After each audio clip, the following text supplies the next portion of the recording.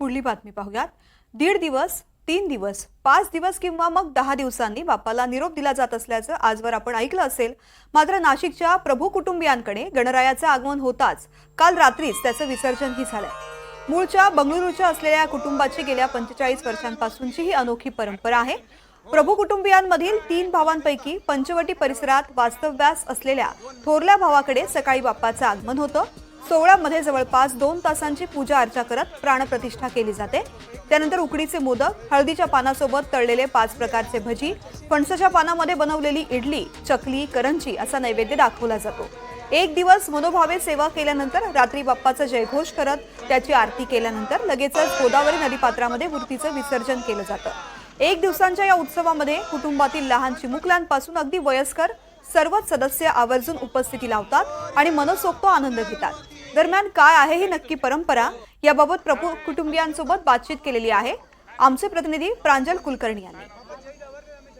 बाप्पा किंवा 5 दिवसांचा गणपती हे आपण ऐकला असेल, मात्र नाशिकच्या प्रभू कुटुंबियांचा गणपती हा फक्त 1 दिवसाचा पाहुणा असतो। आपण जर बघितलं तर बाप्पाचं खरं तर सर्वत्र वाजत गाजत आगमन हे झालं, मात्र त्याच दिवशी प्रभू कुटुंबियांचा हा बाप्पाचं खरं तर विसर्जन ते करण्यात येत आहे। आपण हे प्रभू कुटुंबीय त्यांच्याशी बोलूयात। दादा, काय नक्की आहे की पहिलं 1 दिवसाचा गणपती असं का? आमचा 1 दिवसाचा गणपती म्हणजे जेवढं आपण गणपतीला पहिल्या दिवशी हे करतो नैवेद्य, हे जेवण, हे सगळं प्रसाद, तेवढाच दुसऱ्या दिवशी तेवढाच केलं पाहिजे किंवा त्याच्यापेक्षा जास्ती, त्याच्या कमी नाही। त्याच्यामुळे आम्ही 1 दिवसाचाच ठेवतो गणपती।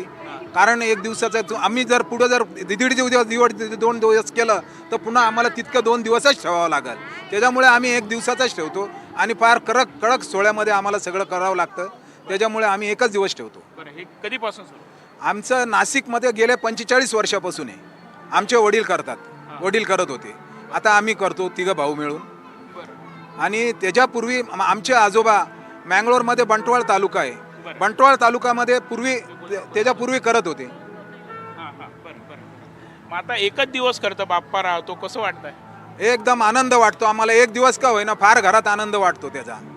सर्व कुटुंब मिळून पूजा, हे सगळं आरती बिरती भजन सर्व करतात घरात। पण कुठेतरी असं हे वाटत नाही की 1च दिवस, अनेक ठिकाणी 10 दिवस असतो, तुमच्याकडे 1च दिवस असतो?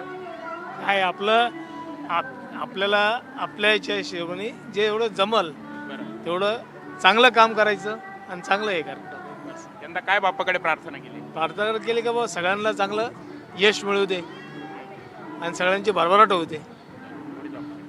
आपण बघत आहोत, खरं तर त्यांनी हीच बाप्पाकडे प्रार्थनाही केलेली आहे, सर्वांना यश मिळू दे, भरभराटीचं खरं तर आयुष्य जे आहे ते जाऊ दे। मात्र खरं तर कदाचित हे पहिल्यांदाच आपण असं उदाहरण बघितलं आहे की बाप्पाला जो आहे तो पहिल्याच दिवशी निरोप जो आहे तो दिला जातोय।